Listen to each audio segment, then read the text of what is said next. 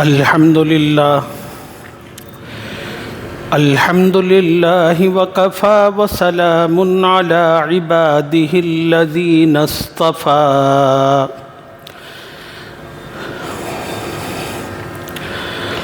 أما بعد فقد قال الله تبارك وتعالى في كلامه المجيد والفرقان الحميد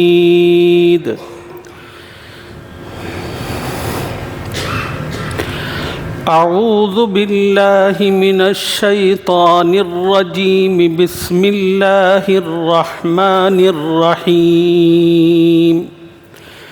وعاشروهن بالمعروف فإن كرهتموهن فعسى أن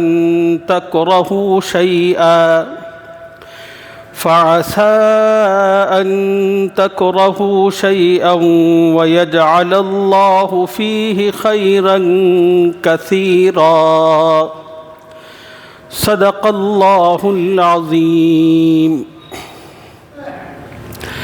وقال النبي صلى الله عليه وسلم خيركم خيركم لأهله وأنا خيركم لأهلهن او کما قال علیہ الصلاۃ والتسلیم۔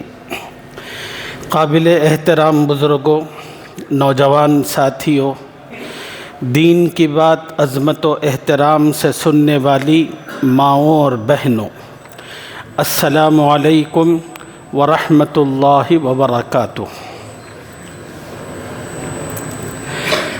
گزشتہ 3 جمعہ سے آپ حضرات کی خدمت میں ان وجوہات و اسباب کو بیان کیا جا رہا تھا جو ازدواجی زندگی میں زہر گھولتی ہیں، اور ایسا زہر گھولتی ہیں کہ اس کے نتیجے میں معاملات خلا اور طلاق تک پہنچتے ہیں۔ ان میں سے پہلا سبب دین کی بنیادی تعلیم سے واقف نہ ہونا، اور دوسرا سبب رشتے کا غلط انتخاب کرنا، اور تیسرا سبب شادی بیاہ کے معاملات میں اللہ اور اس کے رسول کی کھل کر نافرمانی کرنا۔ اللہ تعالیٰ کی توفیق سے ان اسباب پر گزشتہ جمعوں میں ضروری باتیں آپ حضرات کی خدمت میں عرض کی گئیں۔ اس جمعہ میں چوتھا سبب آپ کی خدمت میں عرض کرتے ہیں، اور وہ چوتھا سبب ہے میاں بیوی کا ایک دوسرے کے حقوق کو ادا نہ کرنا۔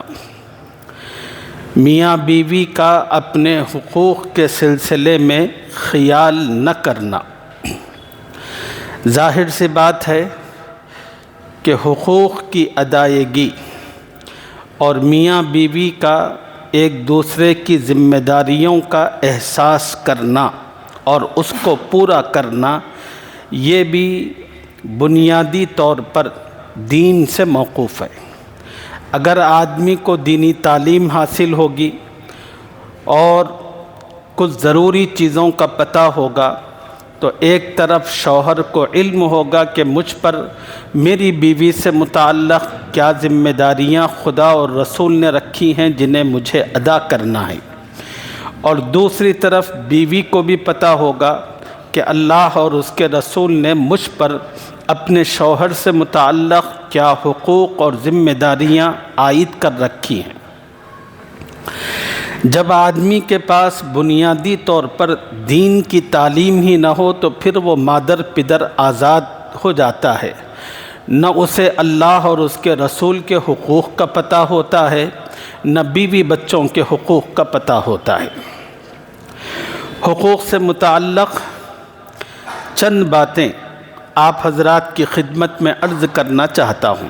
سب سے پہلی بات، اللہ تعالیٰ نے انسانوں پر جو حقوق عائد کیے ہیں وہ 2 طرح کے ہیں۔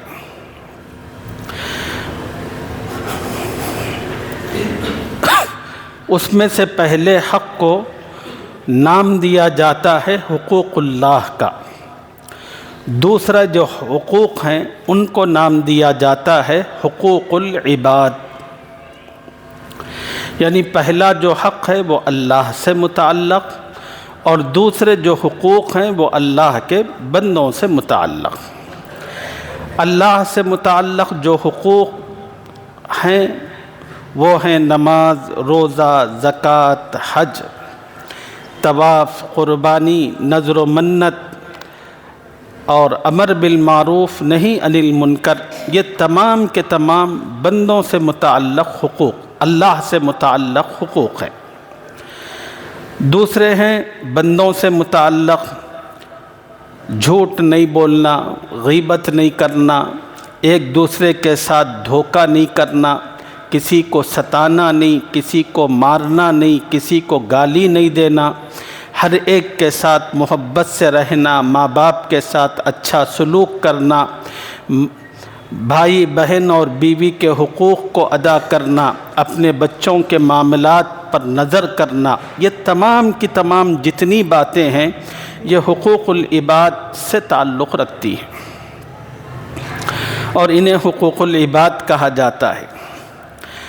ایک اہم بات جو سمجھنے اور یاد رکھنے کی ہے ایمان والوں کو وہ یہ ہے کہ اللہ تعالیٰ کے نزدیک اپنے حقوق کے مقابلے میں، اللہ کے نزدیک اپنے حقوق کے مقابلے میں اپنے بندوں سے متعلق جو حقوق ہیں ان کی اہمیت بہت زیادہ ہے۔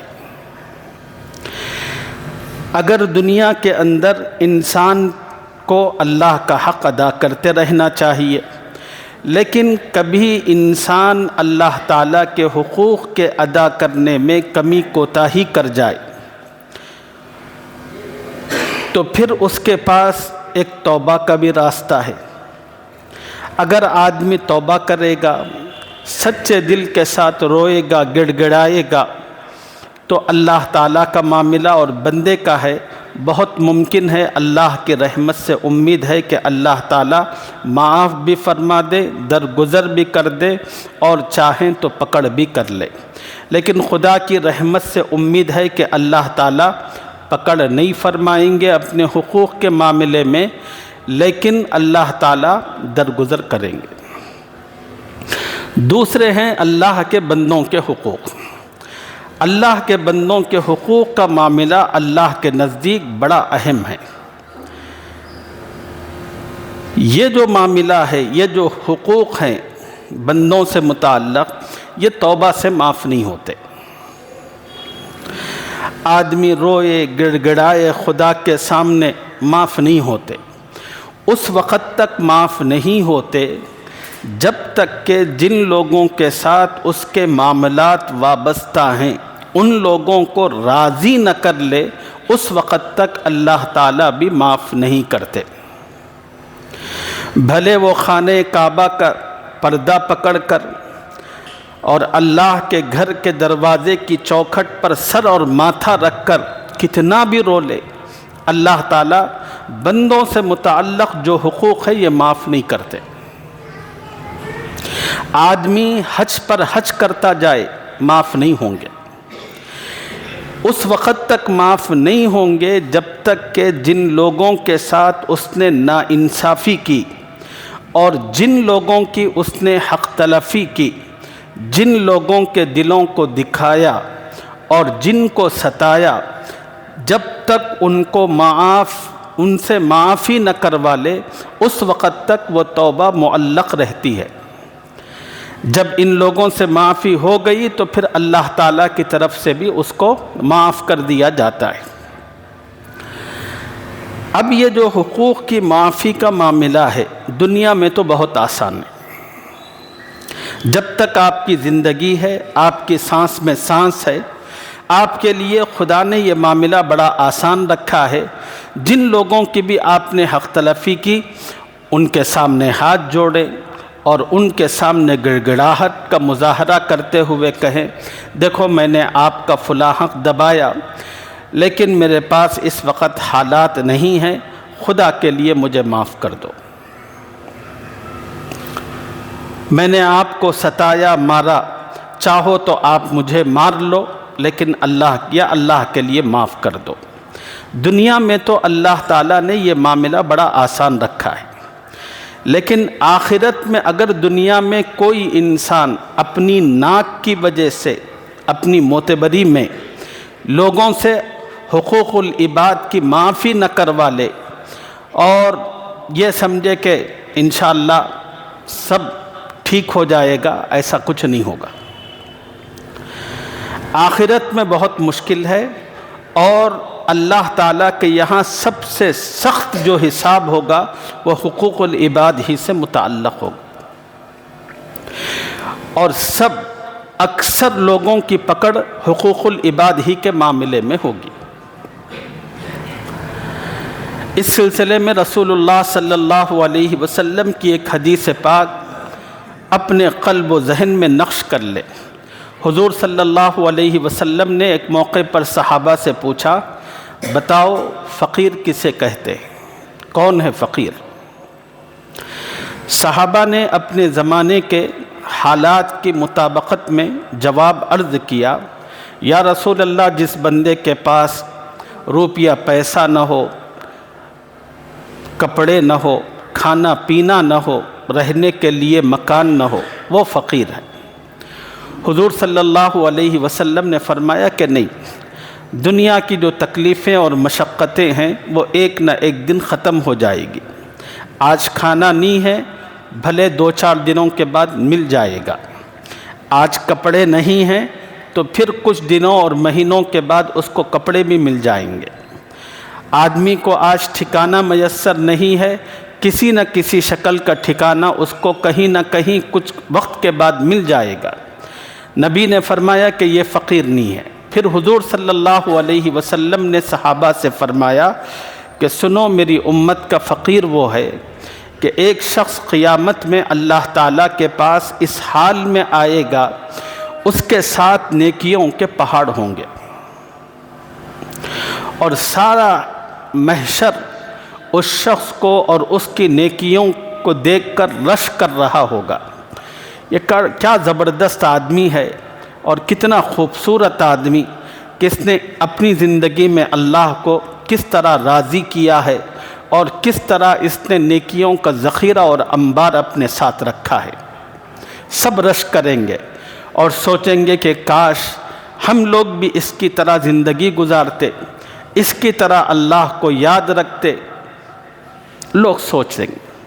اتنے میں جب وہ آدمی نیکیاں لے کر حشر کے میدان میں سب لوگوں کے درمیان سے پہنچتا ہوا خدا کی بارگاہ کے قریب آئے گا، تو اللہ کی طرف سے ایک اعلان کیا جائے گا۔ اللہ کی طرف سے کہا جائے گا کہ لوگوں، میرے اس بندے سے متعلق کسی کے حقوق وابستہ ہیں تو وہ آئیں اور آ کر ہماری بارگاہ میں اپنی شکایت درج کرائیں۔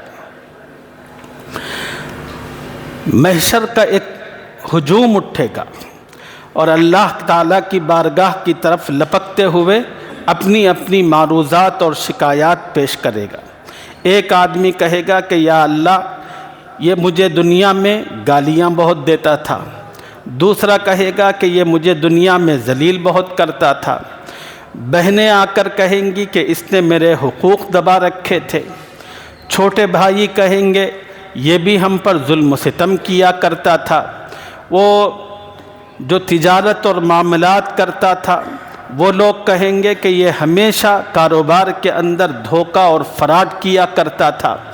مختلف لوگ ہوں گے، اپنی شکایتیں اللہ کی بارگاہ میں عرض کرتے رہیں گے۔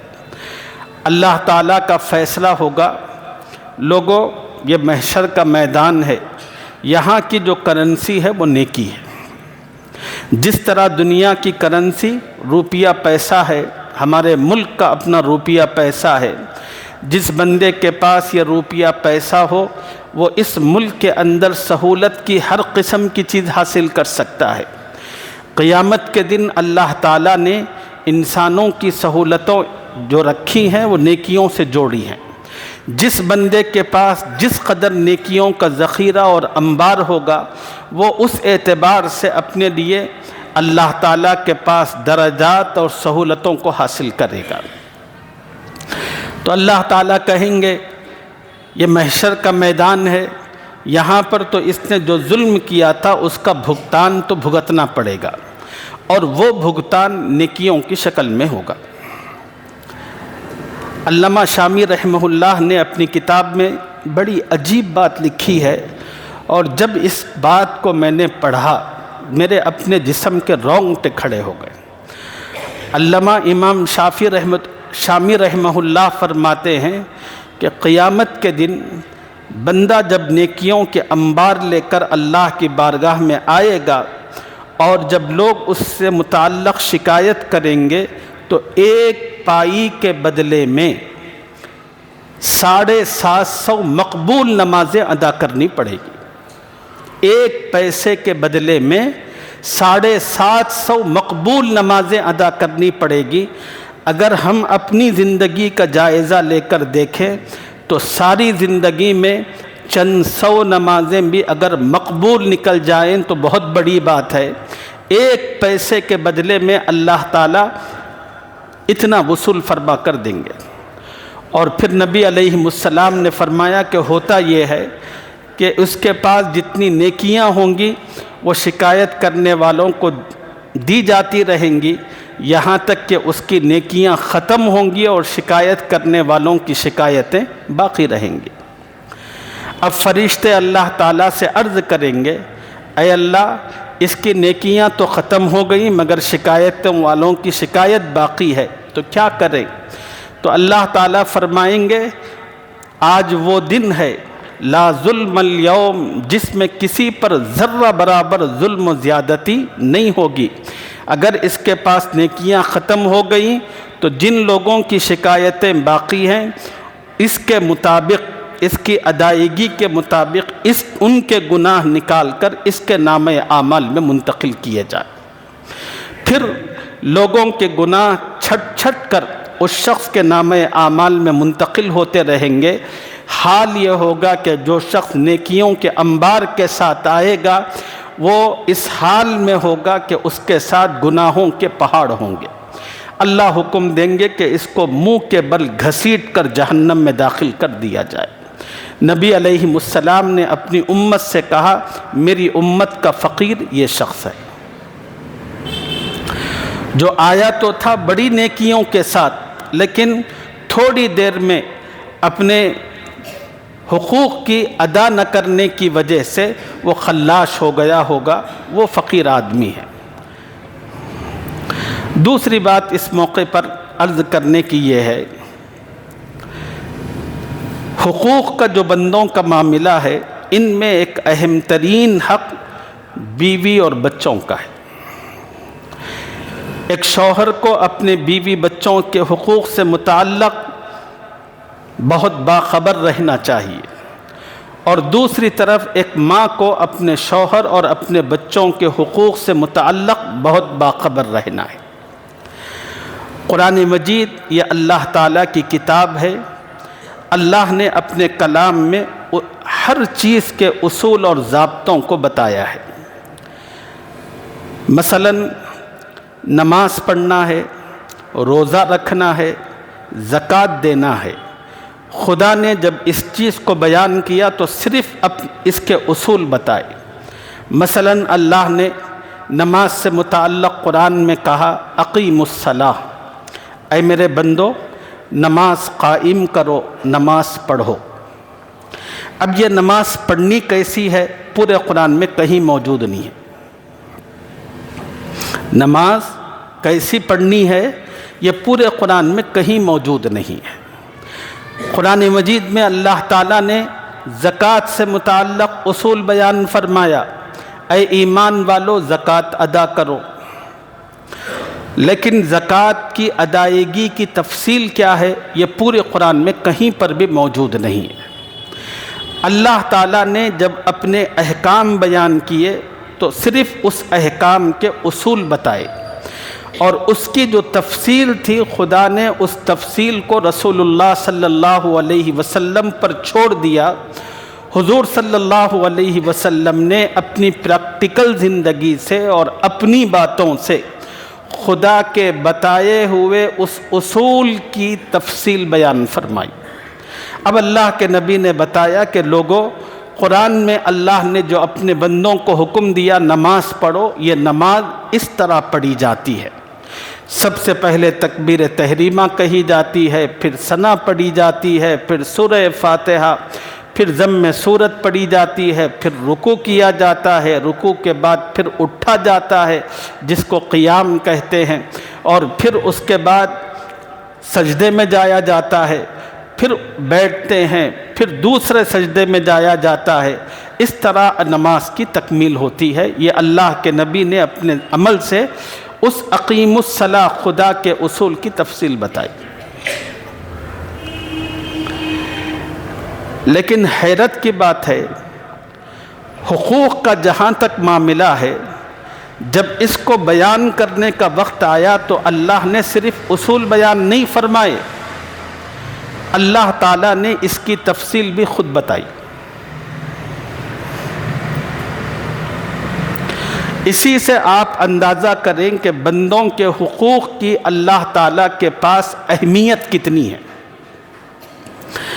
اللہ تعالیٰ نے میاں بیوی سے متعلق جو اصولی حکم قرآن پاک کے اندر دیا ہے، بس وہ ایک آیت آپ کی خدمت میں عرض کرتا ہوں۔ اللہ نے فرمایا وَعَاشِرُوهُنَّ بِالْمَعْرُوفِ، دنیا کے تمام شوہروں کو مخاطب کر کے اللہ تعالیٰ نے کہا، اے شوہروں، اللہ تعالیٰ تمہیں حکم دیتا ہے کہ تم اپنی بیویوں کے ساتھ اچھا سلوک کرو۔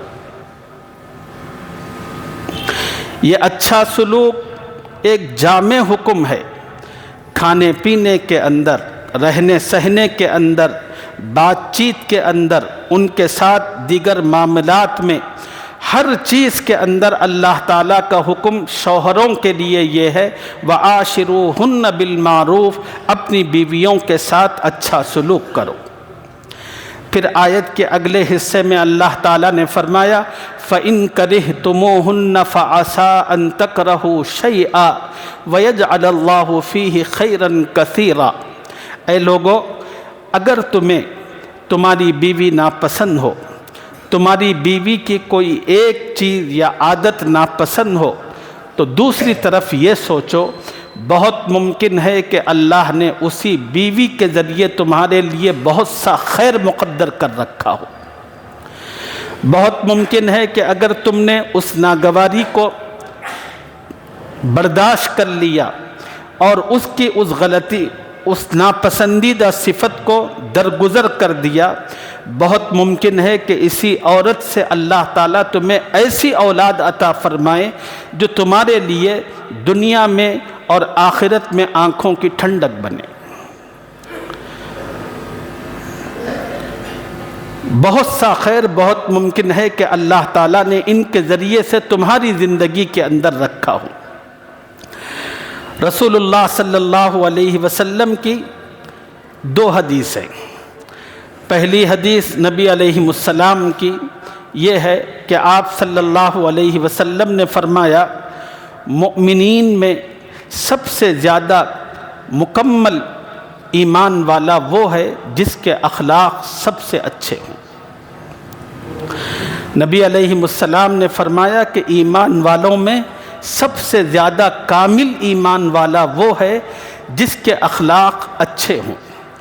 اس حدیث میں سمجھنے کی ضرورت یہ ہے، حضور صلی اللہ علیہ وسلم نے کامل ایمان کی جو علامت بتائی ہے اس میں نماز، روزے، ذکر، اس چیز کو نہیں بتایا کہ جو زیادہ نمازیں پڑھتا ہو، جو زیادہ روزے رکھتا ہو، جو زیادہ دعا کرتا ہو۔ نبی علیہ السلام نے یہ نہیں فرمایا۔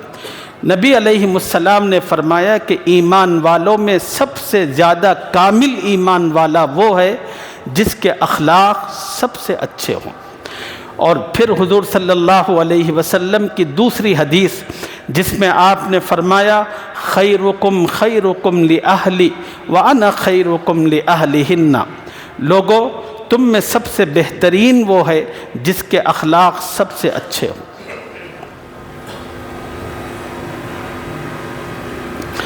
تم میں سب سے بہترین وہ ہے جو اپنی بیویوں کے ساتھ حسن سلوک میں، حسن معاملہ میں بہترین ہو۔ پھر نبی نے اپنی ذات کو پیش کرتے ہوئے امت کو بتایا وَأَنَا خَيْرُكُمْ لِأَهْلِهِنَّ، اور میں محمد تم سب سے زیادہ اپنی بیویوں کے حق میں بہترین ہوں۔ حضور صلی اللہ علیہ وسلم نے ایک لمبی ازدواجی زندگی گزاری۔ آپ صلی اللہ علیہ وسلم کا نکاح 25 برس کی عمر میں ہوا، اور اللہ تعالیٰ نے نبی علیہ السلام کو نکاح کے معاملے میں دینی مصلحتوں کو پیش نظر رکھ کر بہت سے نکاحوں کی اجازت عطا فرمائی تھی۔ مقصود یہ تھا کہ لوگ بڑی تیزی کے ساتھ دین میں داخل ہوتے جا رہے تھے۔ مردوں کو دین کے احکام بتانا بڑا آسان تھا، اور مردوں کی ایک بڑی تعداد تھی، لیکن عورتوں تک دین کو پہنچانا اور دین کی صحیح تصور اور تعلیم کو پیش کرنا بہت ضروری تھا۔ اور جس قدر تعداد میں عورتیں داخل ہو رہی تھیں اور مبلغات کی اتنی تعداد تو تھی نہیں، اس لیے کہ اللہ نے عورتوں کے مزاج میں ایک قسم کی حیا اور شرم رکھی ہے۔ عورتوں کے جو مسائل ہوتے ہیں وہ مردوں کے سامنے آ کر کھل کر تو ڈسکس نہیں کیے جاتے، تو اس لیے اللہ تعالیٰ نے نبی علیہ السلام کو اجازت دی، یا نبی اللہ، خدا آپ کو اجازت دیتا ہے، آپ کی امت کے لیے تو 4 نکاح ہیں، آپ 4 سے زیادہ نکاح کر سکتے ہیں۔ چنانچہ نبی علیہ السلام نے اللہ کی اس اجازت کے بعد 11 نکاح فرمائے، اور ان نکاحوں کا مقصد یہ تھا کہ یہ خواتین نبی علیہ السلام کی صحبت میں رہ کر آپ صلی اللہ علیہ وسلم سے دین سیکھیں، اور عورتوں کے جو مخصوص مسائل ہوتے ہیں، اور عورت تو شرم و حیا کی وجہ سے نہیں پوچھتی، مگر شوہر اور بیوی کے درمیان تو کوئی شرم و حیا نہیں ہوتی، بیویاں اپنا مسئلہ اپنے شوہروں کے سامنے بڑی سہولت و آسانی سے رکھ سکتی ہیں، تو تمام کی تمام ازواج مطہرات نبی علیہ السلام سے مسائل معلوم کرتی تھیں، اور جب وہ مسئلے معلوم ہوتے تھے تو پھر عورتوں میں نکل کر اسی دین کی اور انہی احکام و مسائل کی تبلیغ کیا کرتی تھی۔ تو نبی علیہ السلام نے 11 نکاح فرمائے، اور اس میں نبی علیہ السلام کی سوکنیں بھی تھی، سب تھی، لیکن اماں جان حضرت عائشہ رضی اللہ تعالی عنہ بیان فرماتی ہیں، کبھی نبی صلی اللہ علیہ وسلم کو ہم بیویوں سے متعلق مارنا بہت دور کی بات ہے، غصہ کرنے تک کی نوبت نہیں آئی۔ اماں عائشہ فرماتی ہیں نبی علیہ السلام ہمیں مارنا تو بہت دور کی بات ہے، غصہ کرنے تک کی نوبت نہیں آئی۔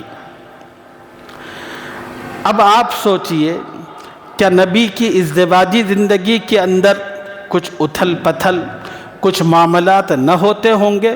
ضرور ہوئے ہوں گے کچھ نہ کچھ، لیکن نبی صلی اللہ علیہ وسلم تحمل، بردباری کے ساتھ، اخلاق کے ساتھ، اونچے معیار کے ساتھ ان معاملات کو لے کر چلا کرتے تھے۔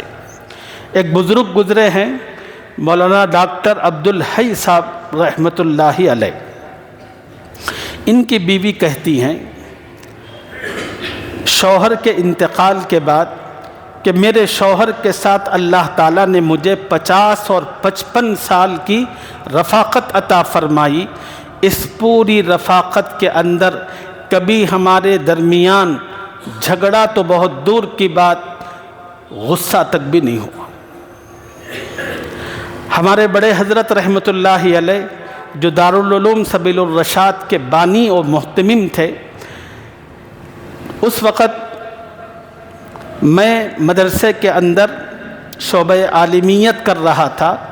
بڑے حضرت رحمۃ اللہ علیہ کی اہلیہ محترمہ اور ہماری ماں کا انتقال ہوا تھا، اور دوسرے دن فجر کی نماز کے بعد حضرت نے تمام بچوں کو جمع کیا اور جمع کر کے اس وقت ایک جملہ کہا تھا. اس جملے کے مطلب کا تو مجھے پتہ نہیں تھا، لیکن وہ جملہ میرے دل و دماغ کے اندر محفوظ رہا. وہ جو جملہ حضرت نے کہا تھا، اس جملے کے 20 سال گزرنے کے بعد اس جملے کا مطلب مجھے سمجھ میں آیا. حضرت اس وقت چھوٹا تھا، تو حضرت نے کہا تھا کہ جی میری بیوی کا انتقال ہو گیا، میں بس اتنا کہنا چاہتا ہوں کہ ہماری پوری ازدواجی زندگی کے اندر کبھی لڑائی جھگڑا نہیں ہوا. لڑنا بہت دور کی بات ہے، کبھی لہجہ بدل کر بھی بات کرنے کی نوبت نہیں آئی. یہ ہمارے بڑے حضرت رحمۃ اللہ علیہ نے کہا تھا. وہ جملے ذہن میں نقش ہو گئے تھے، اور شادی بھی نہیں ہوئی تھی. یہ کیا چیز ہے، اس کا کوئی مطلب کا پتہ نہیں تھا. جب شادی ہوئی تو پھر اس کے مطلب کا پتہ چلا، اور پھر اچھا ایک شعور آیا. تو کتنی پاکیزہ زندگی انہوں نے گزاری ہوگی خوشگواریت کے ساتھ. اسی کو رسول اللہ صلی اللہ علیہ وسلم نے فرمایا، بات کے ذریعے سے بھی کہا اور عمل کے ذریعے سے اپنا کردار اس معاملے میں پیش فرمایا. حضور صلی اللہ علیہ وسلم کے بارے میں آتا ہے، گھر کا سودا سلف خود لایا کرتے تھے. نبی صلی اللہ علیہ وسلم جب گھر میں ہوتے تھے تو کیا کرتے تھے؟ یہ سوال ایک زوجہ محترمہ سے اور ہم سب کی ماں سے کیا گیا. تو انہوں نے کہا کہ اللہ کے نبی جب گھر میں ہوتے ہیں، اپنے جتنے کام ہوتے ہیں وہ خود فرماتے ہیں. اگر جوتا پھٹا ہوا ہوتا تو حضور صلی اللہ علیہ وسلم اپنا جوتا خود سیتے تھے. کپڑے پھٹے ہوئے ہوتے تو حضور صلی اللہ علیہ وسلم اپنے کپڑوں میں خود پیوند لگاتے. گھر میں بکریاں بھی ہوتی تھیں تو اللہ کے نبی صلی اللہ علیہ وسلم جب گھر میں ہوتے تو ان بکریوں کا دودھ دوہتے. پھر ازواج مطہرات فرماتی، ہم لوگ روٹی بنانے کے لیے آٹا گوندنے والے ہوتے یا کوئی سبزی بنانی ہوتی، اس کو کاٹنا ہوتا، تو حضور صلی اللہ علیہ وسلم ہم لوگوں کے ساتھ شریک ہو کر ہمارے کام میں معاونت اور مدد فراہم کیا کرتے تھے. پھر اماں جان فرماتی ہیں، ان سب باتوں کے ساتھ اللہ کے نبی علیہ السلام کا معاملہ اپنی بیویوں کے ساتھ بڑی خوشگواریت والا تھا، بڑے احترام والا تھا. نبی کے دل میں اپنی بیویوں کا کتنا احترام تھا اور کتنا خیال رکھتے تھے نبی علیہ السلام، اس کا اندازہ اس واقعے سے لگایا جا سکتا ہے کہ ایک زوجہ محترمہ فرماتی ہیں، اللہ کے نبی صلی اللہ علیہ وسلم کسی بیوی کے ساتھ اس کے گھر میں آرام فرما رہے ہوتے اور اچانک کسی وجہ سے خدا کے پیغمبر کو اپنے گھر سے نکلنا پڑتا تو آپ اپنی بیوی سے اتنی آہستگی سے فرماتے کہ میں جا رہا ہوں. اگر بیوی ہوشیار ہوتی تو سن لیتی، اگر بیوی سو رہی ہوتی تو اس کی نیند میں خلل واقع نہ ہوتا. یہ نبی علیہ السلام کے دل میں اپنی ازواج مطہرات سے متعلق اتنا احترام اور ان کا اتنا لحاظ اور سلوک ہوتا تھا. اور نبی علیہ السلام کتنی محبت کرتے تھے بیویوں کے ساتھ. اماں عائشہ رضی اللہ تعالی عنہا فرماتی ہیں کہ نبی صلی اللہ علیہ وسلم ایک مرتبہ گھر میں تشریف لائے تو میں پانی پی رہی تھی. اللہ کے نبی نے مجھ سے کہا کہ عائشہ مجھے بھی پانی دو. وہ کٹورے میں پانی پی رہی تھی اور اللہ کے نبی کی بات سنی تو جھٹ سے اٹھی، کٹورے کا پانی پھینک کر اور اس کو دھو کر نبی علیہ السلام کو تازہ پانی دینا چاہتی تھی. اللہ کے نبی نے ان کے ارادے کو بھانپ لیا اور بھانپ کر کہا کہ عائشہ نہیں، مجھے وہی پانی دو. پھر جب وہ پانی لائیں تو اللہ کے نبی اس پانی کو کٹورے کو اپنے لب مبارک تک لے گئے اور پھر اس کو نیچے کیا اور پھر پوچھا کہ عائشہ یہ بتاؤ اس کٹورے میں تم نے کہاں سے اپنے لب رکھ کر پانی پیے؟ تو اماں جان لجاتی اور شرماتی ہوئی نبی علیہ السلام کو بتایا یا رسول اللہ یہاں سے میں نے منہ لگا کر پانی پیا ہے، تو پھر نبی علیہ السلام نے وہیں سے اپنے لب مبارک رکھ کر پورا پانی پیا، اور اللہ کے نبی نے اپنے اس عمل سے، اپنے اس کردار سے پوری دنیا کو بتایا ایک شوہر کو اپنی بیوی کے ساتھ کس محبت سے رہنا چاہیے۔ شوہر کا صرف یہی یہ نہیں کہ آپ وہ اس پر حکم چلاتا رہے، شوہر کی ذمہ داری یہ بھی ہے کہ اپنی بیوی کی خوش طبعی کا مکمل سامان فراہم کرے۔ اماں عائشہ فرماتی ہیں کہ ایک مرتبہ میں رسول اللہ صلی اللہ علیہ وسلم کے ساتھ جنگل میں جا رہی تھی، اللہ کے نبی نے اچانک مجھ سے کہا عائشہ میرے ساتھ دوڑ کا مقابلہ کرو گی، دوڑو گی میرے ساتھ؟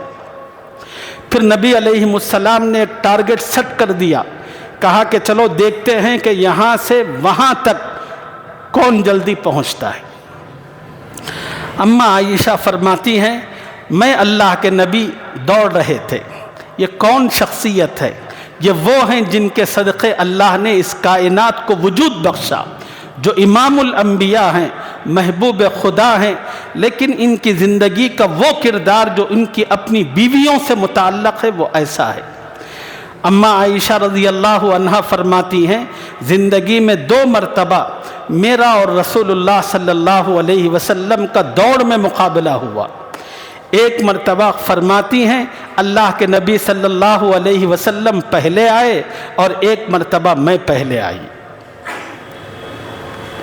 اتنی دل جمی اور اتنا بیویوں کے ساتھ گھل ملنا اور اتنی ان کے درمیان خوشگواریت تھی، یہی چیزیں ہمارے لیے نمونہ ہیں۔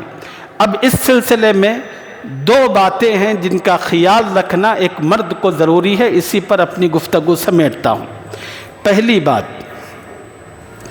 ہر مرد کو یہ سوچنا ہے، شوہر کو، ہر مرد کو، کہ وہ زندگی کے جس حال میں بھی ہو، جس کام میں اور جس مقام پر بھی ہو، یہ تصور رہے کہ اللہ مجھے دیکھ رہا ہے، اللہ مجھے دیکھ رہا ہے۔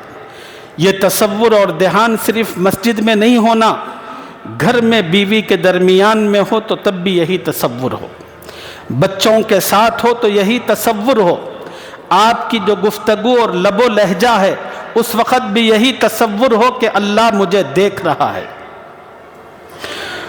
اور یہی حال بیوی کے لیے بھی ہے، ہر کسی کو یہ تصور اور استحضار ہونا چاہیے کہ اللہ مجھے دیکھ رہا ہے۔ اس تصور کے نتیجے میں جو غلطیاں ہیں وہ دھیرے دھیرے زندگی سے خود بخود ختم ہوتی چلی جائیں گی۔ دوسری چیز جس کا لحاظ رکھنا ہے وہ یہ کہ ایک مرد سوچے بھئی میری جو بیوی ہے یہ بھی تو کسی کی بیٹی ہے، یہ بھی تو کسی کی بہن ہے، کسی کی پھوپھی ہے، کسی کی خالہ ہے، اور ہر آدمی اپنی بہن، اپنی بیٹی اور اپنی پھوپھی اور خالہ سے متعلق یہ سوچ اور تصور رکھتا ہے کہ وہ ان کی زندگی خوش رہے، ان کو کسی قسم کی تکلیف نہ ہو۔ تو میری بیوی بھی کسی کی بیٹی ہے، وہ بھی تو ایسا ہی سوچتا ہوگا۔ مجھے کیا حق پہنچتا ہے کہ میں کسی کی بہن کو ستاؤں،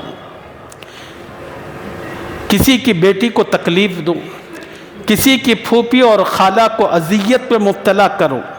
پھر آدمی یہ تصور کرے، نبی علیہ السلام نے فرمایا کہ کما تدین تدان، دنیا کا قانون اور ضابطہ یہ ہے کہ جو آدمی یہاں جیسا کرتا ہے ویسا ہی بھرتا ہے۔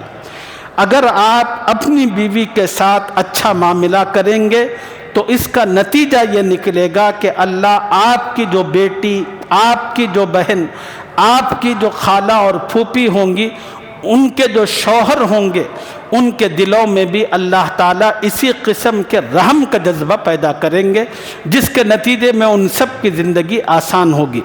بس یہ باتیں تھیں اور مزید کچھ باتیں ہیں، انشاءاللہ ان باتوں کو اگلی جمعہ میں آپ حضرات کی خدمت میں عرض کریں گے۔ اللہ مجھے اور آپ کو عمل کی توفیق عطا فرمائے، آمین یا رب العالمین۔